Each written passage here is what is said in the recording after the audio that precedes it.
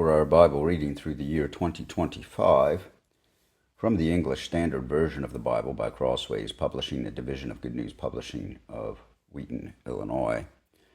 A reading of the book of 1 Samuel, chapters 19 through 22. 1 Samuel, chapters 19 through 22, beginning 1 Samuel, chapter 19.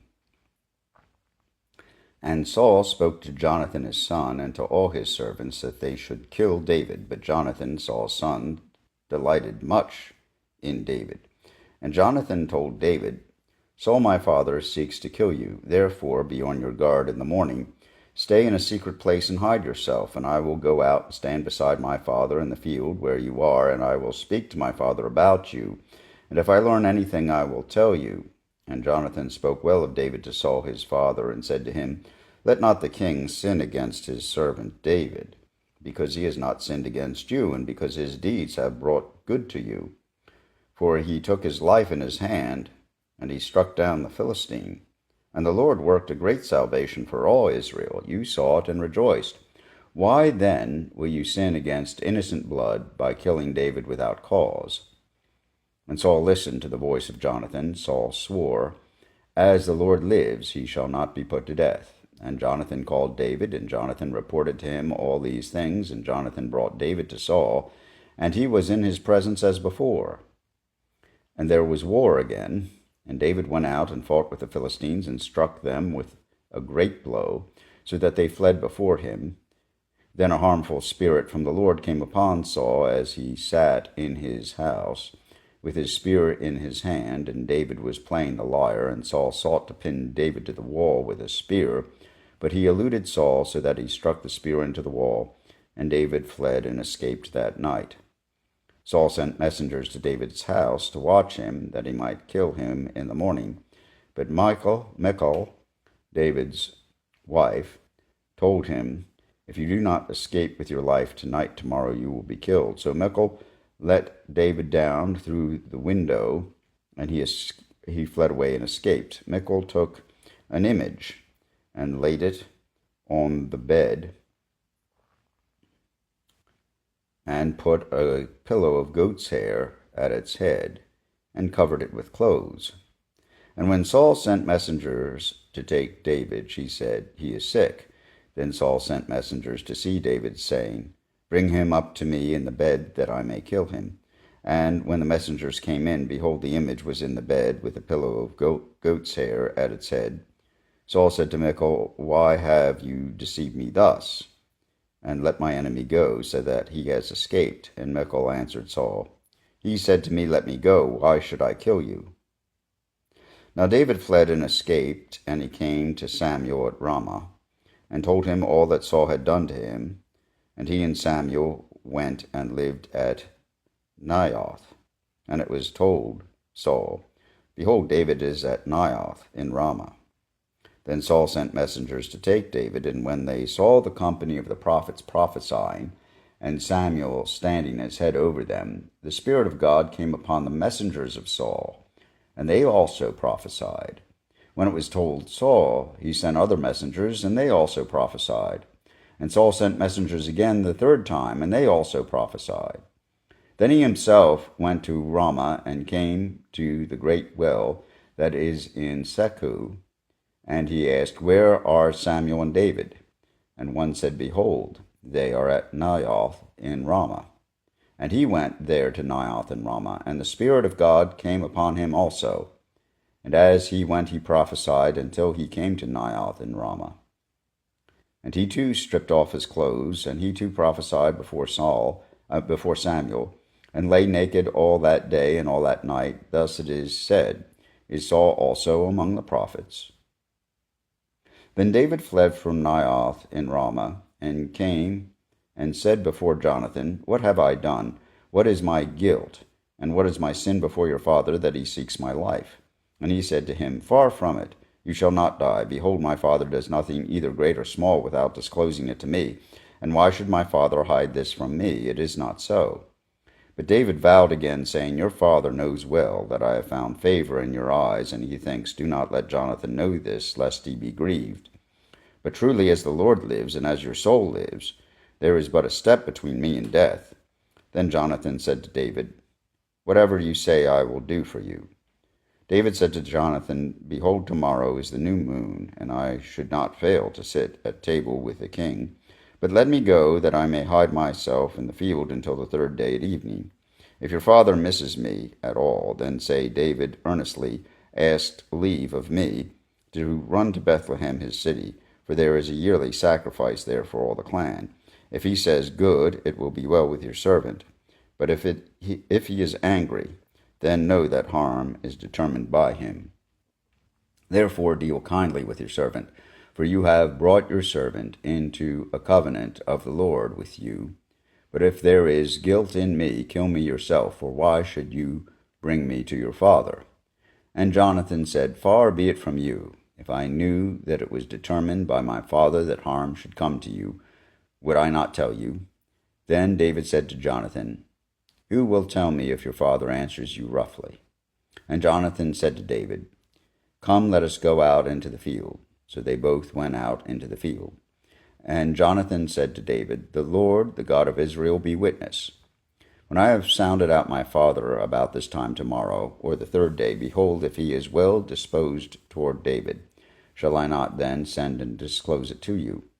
But should it please my father to do you harm, the Lord do so to Jonathan, and more also, if I do not disclose it to you, and send you away that you may go in safety. May the Lord be with you, as he has been with my father. If I am still alive, show me the steadfast love of the Lord, that I may not die.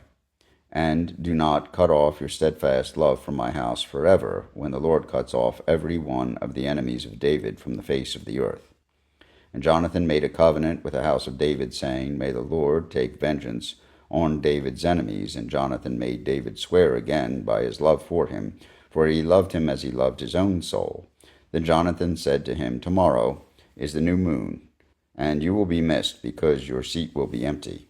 On the third day go down quickly to the place where you hid yourself when the matter was in hand, and remain beside the stone heap. And I will shoot 3 arrows to the side of it, as though I shot at a mark. And behold, I will send the boy, saying, Go find the arrows.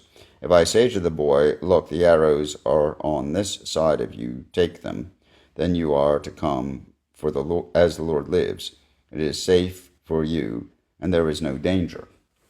But if I say to the youth, Look, the arrows are beyond you, then go, for the Lord has sent you away. And as for the matter of which you and I have spoken, behold, the Lord is between you and me forever." So David hid himself in the field, and when the new moon came, the king sat down to eat food. The king sat on his seat, as at other times, on the seat by the wall. Jonathan sat opposite, and Abner sat by Saul's side, but David's place was empty. Yet Saul did not say anything that day, for he thought, Something has happened to him. He is not clean, surely he is not clean. But on the second day, the day after the new moon, David's place was empty. And Saul said to Jonathan his son, Why has not the son of Jesse come to the meal, either yesterday or today? Jonathan answered Saul, David earnestly asked leave of me to go to Bethlehem. He said, Let me go, for our clan holds a sacrifice in the city, and my brother has commanded me to be there. So now if I have found favor in your eyes, let me go away and see my brothers. For this reason he has not come to the king's table. Then Saul's anger was kindled against Jonathan, and he said to him, You son of a perverse, rebellious woman, do I not know that you have chosen the son of Jesse to your own shame and to the shame of your mother's nakedness? As long as the son of Jesse lives on earth, neither you nor your kingdom shall be established. Therefore send and bring him to me, for he shall surely die. Then Jonathan answered Saul his father, Why should he be put to death? What has he done? But Saul hurled his spear at him to strike him, so Jonathan knew that his father was determined to put David to death. And Jonathan rose from the table in fierce anger, and ate no food the second day of the month, for he was grieved for David, because his father had disgraced him. In the morning Jonathan went out into the field to the appointment with David, and with him a little boy. And he said to his boy, Run and find the arrows that I shoot.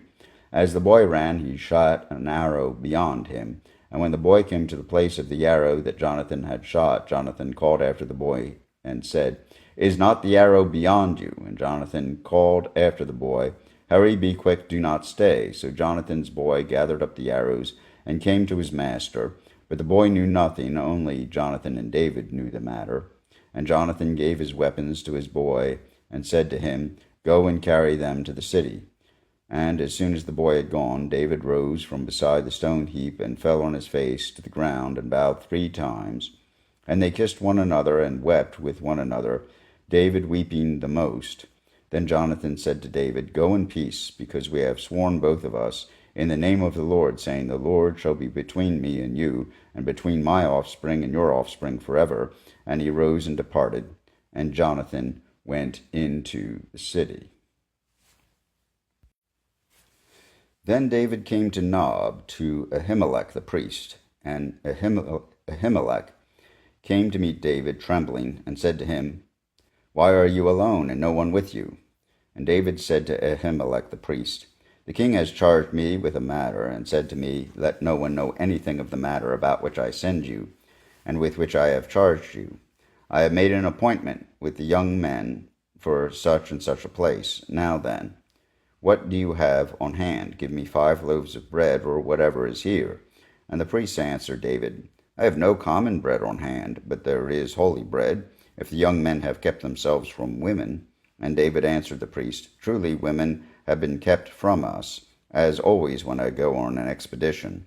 The vessels of the young men are holy, even when it is an ordinary journey. How much more today will their vessels be holy? So the priest gave him the holy bread, for there was no bread there but the bread of the presence, which is removed from before the Lord, to be replaced by hot bread on the day it is taken away. Now a certain man of the servants of Saul was there that day, detained before the Lord. His name was Doeg the Edomite, the chief of Saul's herdsmen. Then David said to Ahimelech, And have you not here a spear or a sword at hand? For I brought neither my sword nor my weapons with me, because the king's business required haste. And the priest said, The sword of Goliath the Philistine, whom you struck down in the valley of Elah, behold, it is here wrapped in a cloak behind the ephod. If you will take that, take it, for there is none but that here. And David said, There is none like that, give it to me. And David rose and fled that day from Saul, and went to Achish, the king of Gath. And the servants of Achish said to him, Is not this David, the king of the land? Did they not sing to one another of him in dances? Saul has struck down his thousands, and David his 10,000s. And David took these words to heart, and was much afraid of Achish, the king of Gath. So he changed his behavior before them, and pretended to be insane in their hands, and made marks on the doors of the gate, and let a spittle run down his beard. Then Achish said to his servants, Behold, you see the man is mad. Why then have you brought him to me? Do I lack madmen, that you have brought this fellow to behave as a madman in my presence? Shall this fellow come into my house? David departed from there, and escaped to the cave of Adullam. And when his brothers and all his father's house heard it, they went down there to him, and every one who was in distress, and every one who was in debt, and every one who was bitter in soul gathered to him, and he became commander over them. And there were with him about 400 men. And David went from there to Mizpah of Moab, and he said to the king of Moab, Please let my father and my mother stay with you till I know what God will do for me. And he left them with the king of Moab, and they stayed with him all the time that David was in the stronghold. Then the prophet Gad said to David, Do not remain in the stronghold, depart and go into the land of Judah. So David departed and went into the forest of Hereth. Now Saul heard that David was discovered, and the men who were with him. Saul was sitting at Gibeah under the tamarisk tree on the height, with his spear in his hand, and all his servants were standing about him. And Saul said to his servants who stood about him, Hear now, people of Benjamin, will the son of Jesse give every one of you fields and vineyards? Will he make you all commanders of thousands and commanders of hundreds, that all of you have conspired against me? No one discloses to me when my son has made a covenant with the son of Jesse. none of you is sorry for me or discloses to me that my son has stirred up my servant against me to lie in wait, as at this day? Then answered Doeg the Edomite, who stood by the servants of Saul, I saw the son of Jesse coming to Nob, to Ahimelech, the son of Ahitub, and he inquired of the Lord for him, and made him provisions, and gave him the sword of Goliath the Philistine. Then the king sent to summon Ahimelech the priest, the son of Ahitub, and all his father's house, the priests who were at Nob, and all of them came to the king. And Saul said, Hear now, son of Ahitub. And he answered, Here I am, my lord. And Saul said to him, Why have you conspired against me, you and the son of Jesse, that in you have given him bread and a sword, and have inquired of God for him, so that he has risen against me to lie in wait as at this day? Then Ahimelech answered the king, And who among all your servants is so faithful as David, who is the king's son-in-law, and captain over your bodyguard, and honored in your house? Is today the first time that I have inquired of God for him? No, let not the king impute anything to his servant, or to all the house of my father, for your servant has known nothing of all this, much or little. Then the king said, You shall surely die, Ahimelech, you and all your father's house. And the king said to the guard who stood about him, Turn and kill the priests of the Lord, because their hand also is with David. And they knew that he fled, and did not disclose it to me. But the servants of the king would not put out their hand to strike the priest of the Lord. Then the king said to Doeg, You turn and strike the priests. And Doeg the Edomite turned and struck down the priests, and he killed on that day 85 persons who wore the linen ephod. And Nob, the city of the priests, he put to the sword, both man and woman, child and infant, ox, donkey, and sheep, he put to the sword. But one of the sons of Ahimelech, the son of Ahitub, named Abiathar, escaped and fled after David. And Abiathar told David that Saul had killed the priests of the Lord. And David said to Abiathar, I knew on that day, when Doeg the Edomite was there, that he would surely tell Saul, I have occasioned the death of all the persons of your father's house. Stay with me, do not be afraid, for he who seeks my life seeks your life. With me you shall be in safe keeping.